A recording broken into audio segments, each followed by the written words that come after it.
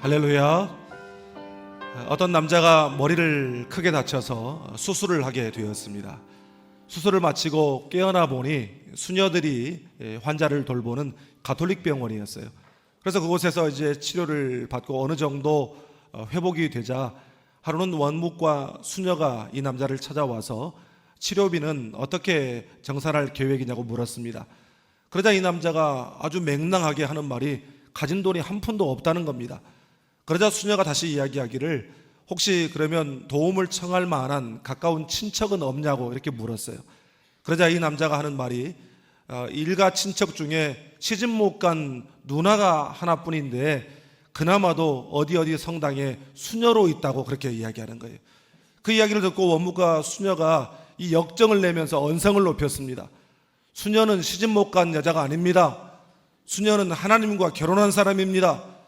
그 이야기를 듣자 이 남자가 갑자기 당당해졌어요. 그러면서 이렇게 이야기했습니다. 그러면 치료비는 우리 매형한테 청구하십시오. 여러분, 여러분의 가족과 또 친척, 친구, 이웃들 가운데 아직 하나님을 만나지 못한 이들이 있다고 한다면 영혼을 회복시키시고 또 인생을 회복시키시는 하나님을 만나는 은혜가 있기를 주님의 이름으로 축복합니다. 오늘 본문은 바로 그 회복시키시는 하나님의 은혜에 관한 말씀입니다. 본문 이사야서는 분열 왕국 시대에 남왕국 유다에서 활동했던 이사야 선지자가 하나님의 말씀을 받아 예언한 내용을 기록한 책입니다. 이사야서는 크게 두 부분으로 나눌 수 있는데 전반부인 1장부터 39장까지는 남왕국 유다와 주변 국가들에 내릴 심판에 대한 예고를, 그리고 후반부인 40장부터 마지막 66장까지는 유다의 구원과 장차 오실 메시아, 즉 구원자에 대해서, 그리고 구원받은 자들이 누릴 영광에 대해서 말씀하고 있습니다. 그래서 이사야를 두고 작은 성경의 축소판이다 이렇게 말하는 학자들도 있습니다. 성경이 66권인데 구약 39권, 신약 27권 해서 66권이잖아요.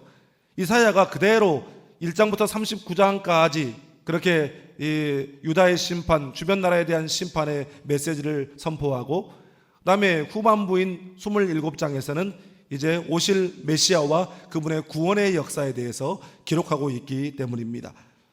이사야 선지자는 주전 약 740년부터 680년까지 대략 60년 정도를 선지자로 활동했던 선지자였습니다. 북이스라엘이 주전 722년에 아수르 제국에 의해서 망했고, 또 남왕국 유다가 BC 주전 586년에 바벨론에 의해서 멸망을 당했으니까 참 놀라운 것은 바벨론 제국이 생기기도 전에 한 예언이고, 뿐만 아니라 바벨론 제국의 멸망과 그 후 페르시아 제국이 일어나게 될 일과 또한 포로 기환과 예루살렘의 회복까지 적어도 160년 이후에 있을 일을 미리 예언한 그러한 말씀이었다라는 사실입니다. 그리고 그 예언의 말씀들은 역사를 통해서 다 성취가 되어졌습니다. 여러분, 이것이 바로 1.1획도 땅에 떨어지지 않고 모두 다 응하시는 하나님의 말씀의 능력인 줄 믿습니다. 오늘 말씀은 그날이 오면, 즉 메시아 왕국의 도래로 말미암아 이루어질 반전의 역사, 회복의 역사에 대한 말씀으로, 주님이 이 땅에 임하시는 그날이 오면 영혼이 살아나고 심령이 치유를 받고 삶의 영원한 기쁨과 소망이 회복되는 영혼육의 치유의 역사가 일어나게 될 것을 말씀하고 있습니다. 오늘 말씀을 통해서 우리 안에 영혼육의 치유가 일어나고 회복이 일어나고 소망과 기쁨이 회복되는 은혜가 있기를 주님의 이름으로 축복합니다. 먼저 오늘 본문 1, 2절 말씀을 함께 읽겠습니다. 광야와 메마른 땅이 기뻐하며 사막이 백합화 같이 피어 즐거워하며 무성하게 피어 기쁜 노래로 즐거워하며 레바논의 영광과 갈멜과 사론의 아름다움을 얻을 것이라. 그것들이 여호와의 영광 곧 우리 하나님의 아름다움을 보리로다. 아멘. 메시아요 구원자이신 우리 주님이 이 땅에 오심으로 이루어지게 될 회복에 대한 말씀, 이것은 우리 개인이 예수 그리스도를 영접하게 되므로 경험하게 되는 회복의 과정과 단계를 보여주는 말씀인데, 그 첫 번째 단계가 바로 하나님의 영광과 아름다우심을 보게 되고 생명을 얻게 된다는 것입니다. 광야와 사막이 백합화가 꽃피는 소망스럽고 기쁜 낙원으로 화하게 될 것이라고 말씀합니다. 여기서 이 광야와 메마른 땅, 그리고 이 사막은 영적으로 하나님의 백성 성도들이 또한 영원한 본향인 천국을 향해 가는 길에 통과해야 될 이 세상, 그리고 우리의 인생길을 의미하는 것입니다.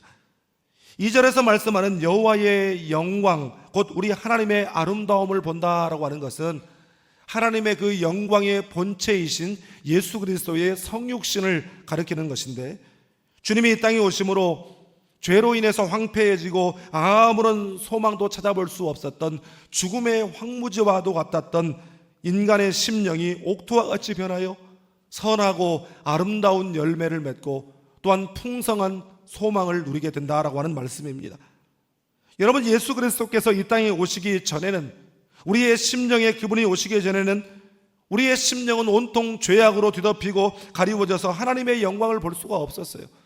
황무지와 같이, 사막과 같이 소망이 없고 오직 절망에 또한 죽음의 그림자만 가득 드리워져 있었습니다. 그러나 예수 그리스도께서 이 땅에 오시고 그 예수님을 우리가 영접하여 믿을 때에 우리의 심령에 하나님의 은혜의 단비, 또한 성령의 단비가 부어져서 그야말로 척박한 황무지와 같았고 사막과 같았던 우리의 심령이 아름다운 열매를 맺는 옥토로 변하게 됐던 줄 믿습니다.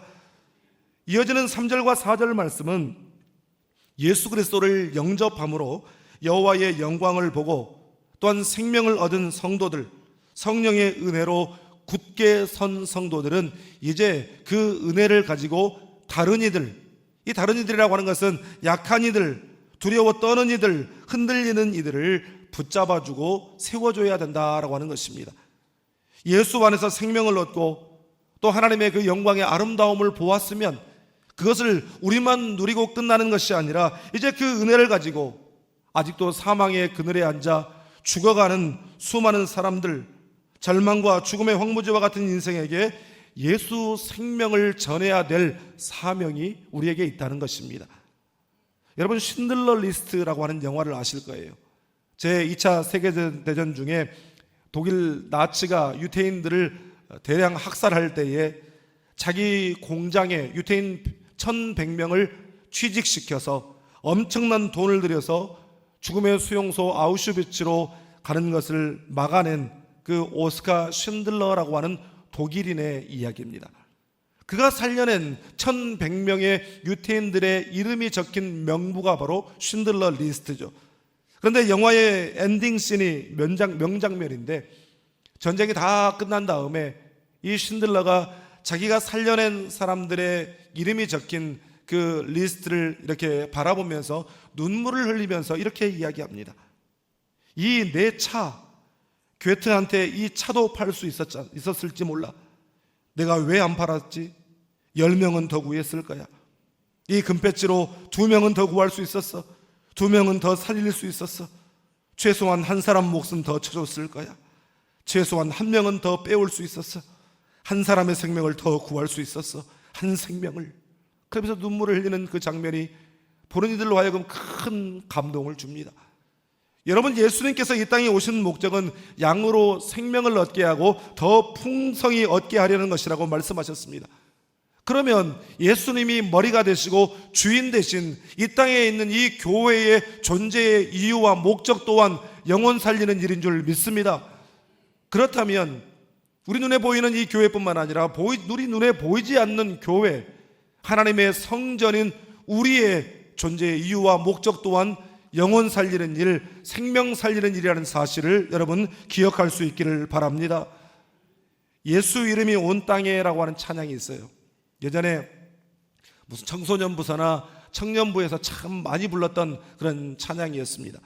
그 내용을 보면 저는 그 찬양을 지금도 들으면 그렇게 가슴이 먹먹하고 눈물이 납니다. 그 가사를 보면 예수 이름이 온 땅에 퍼져가네. 잃어버린 영혼 예수 이름, 그 이름 듣고 돌아오네. 예수님 기뻐 노래하시리. 잃어버린 영혼 돌아올 때에, 예수님 기뻐 춤추시리 잃어버린 영혼 돌아올 때에, 잃어버린 영혼, 그 한 영혼 주 앞에 돌아오고 그 한 영혼 살아날 때에 주님이 너무너무 좋아서 노래 부르시고 춤추신다는 말씀입니다. 사랑하는 여러분, 우리가 광야 인생길 가는 동안 때로는 고난과 환난과 낙심을 경험한다 해도 사명자는 쓰러지지 않아요. 여러분, 사명 때문에 다시 일어서고 사명으로 인해 삶이 회복되고 그 사명으로 말미암아 더 풍성한 생명을 누리며 살아가시기를 주님의 이름으로 축복합니다. 다음으로 본문 5절 6절 말씀을 함께 읽겠습니다. 그때에 맹인의 눈이 밝을 것이며 못 듣는 사람의 귀가 열릴 것이며 그때에 저는 자는 사슴같이 뛸 것이며 말 못하는 자의 혀는 노래하리니 이는 광야에서 물이 솟겠고 사막에서 시내가 흐를 것임이라. 아멘. 우리 주님이 이 땅에 오시고 이 땅에 오신 그 주님을 우리 개인이 영접할 때에 우리가 경험하게 되는 두 번째 단계는 바로 하나님의 치유와 회복을 경험하게 된다는 것입니다. 본문 5절 6절에는 주님이 이 땅에 오심으로 말미암아 이 땅과 우리의 인생에 나타나는 놀라운 네 가지 표적이 기록되어 있습니다.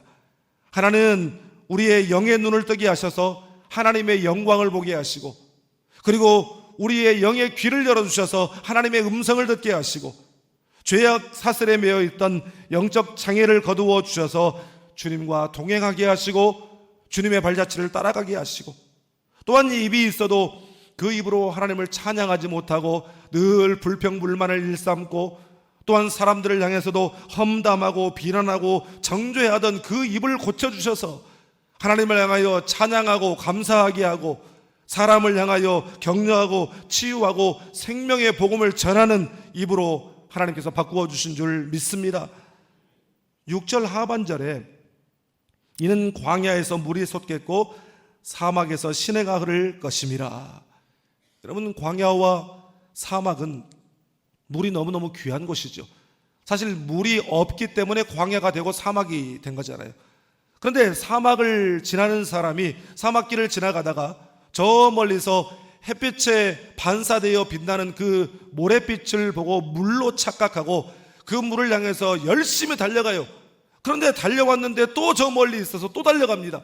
그러다 결국 기진맥진해서 죽는 사례가 있습니다. 이것을 두고 신기루라고 하죠.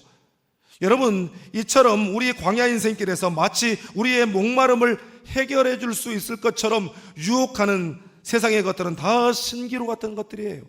실제가 아니고 허상입니다. 그러나 우리 주님 예수 그리스도는 신기루가 아니라 우리 안에 영원히 목마르지 않는 영생의 생수가 되시는 분이신 줄 믿습니다.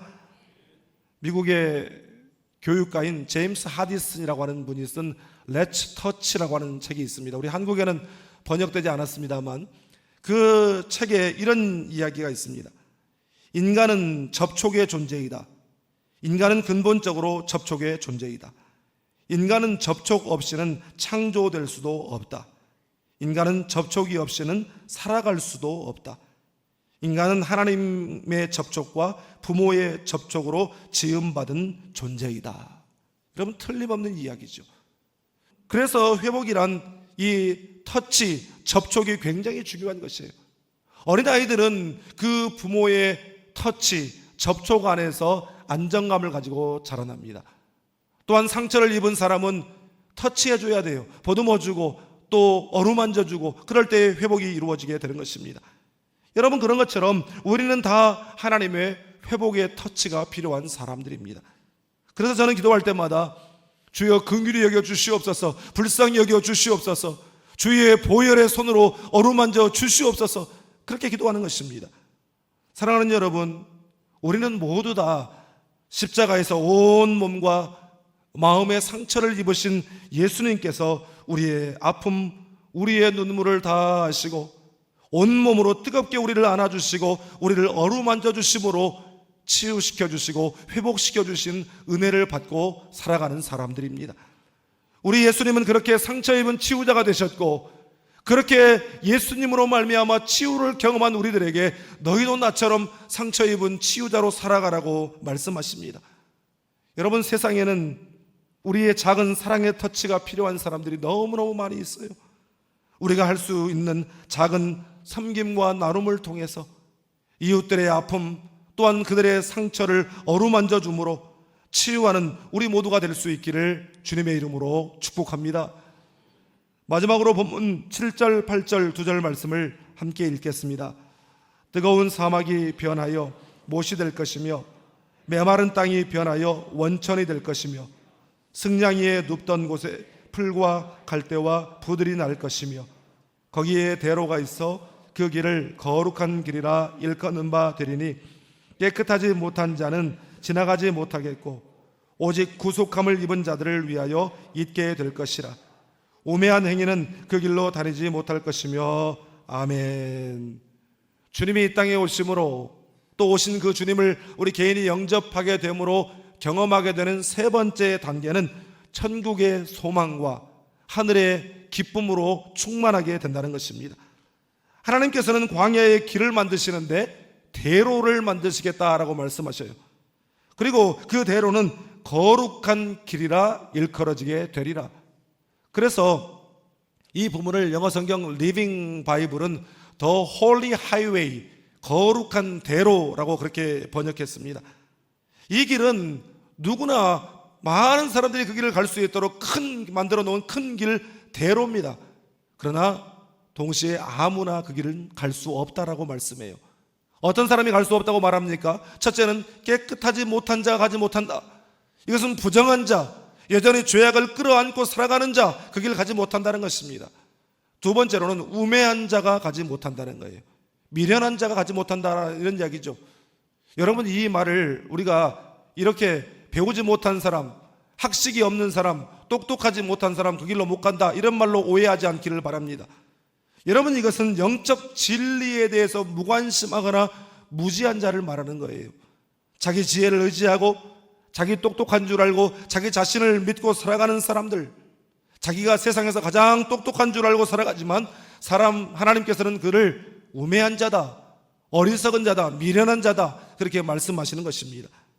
그러면 어떤 사람이 그 거룩한 대로, 크고 정결한 그 길로 갈 수 있습니까?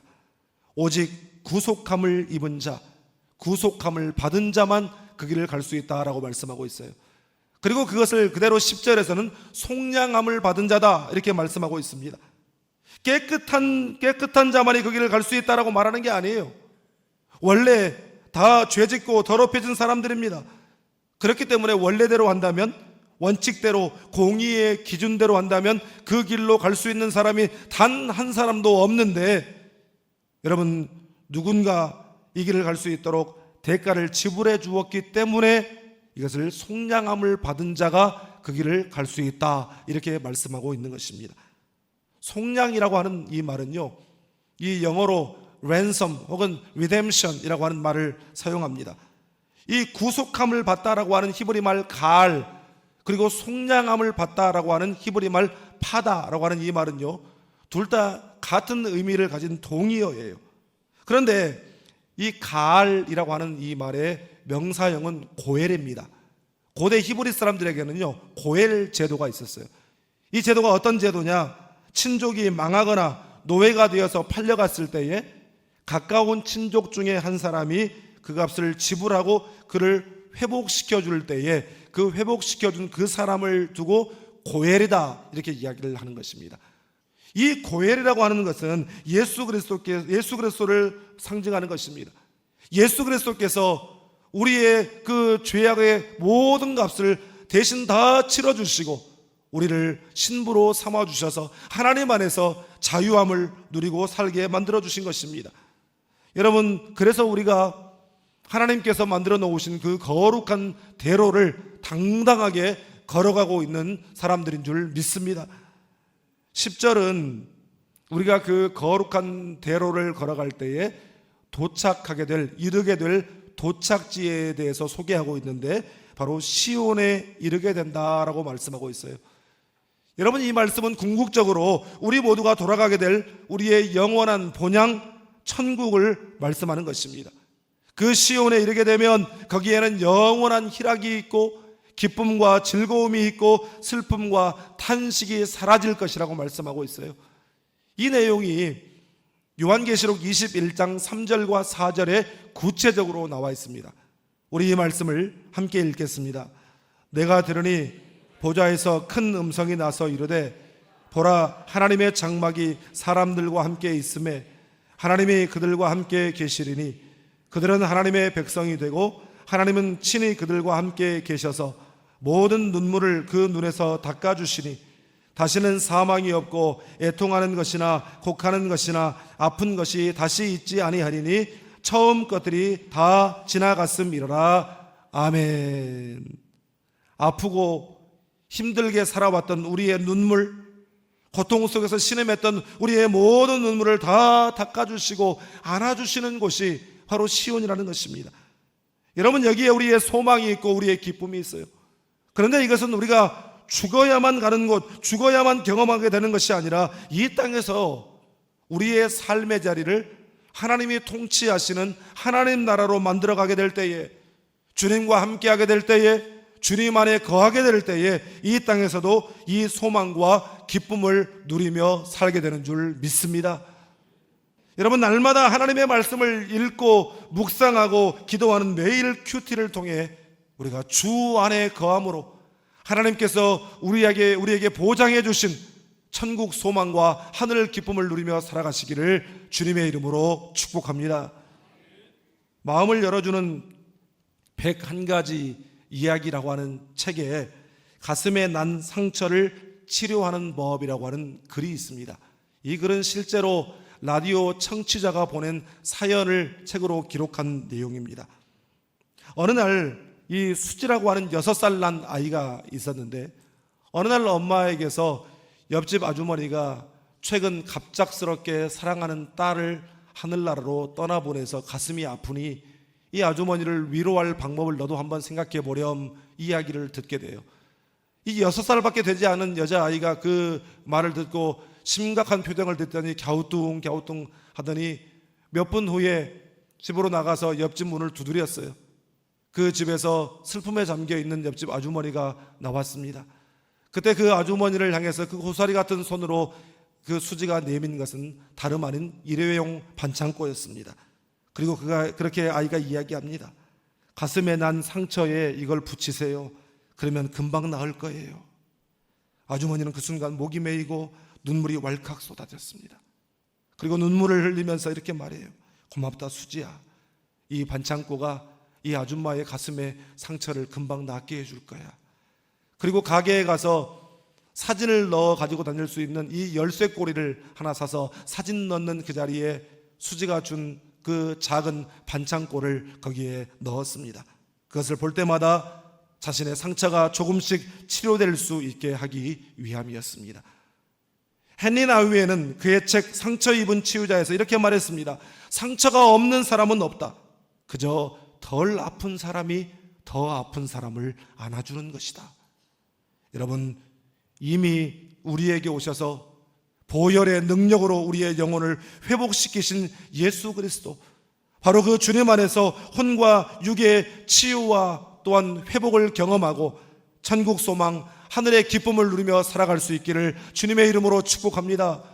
더 나아가서 이 기쁨, 이 은혜를 우리만 누리고 살아가는 것이 아니라 아직 예수 만나지 못한 우리의 가족, 우리의 친구, 친척, 이웃들에게 나아가 예수 생명 전함으로 그들도 하나님 안에서 회복되는 모습을 보며 살아가는 우리 모두가 될 수 있기를 주님의 이름으로 축복합니다. 기도하겠습니다.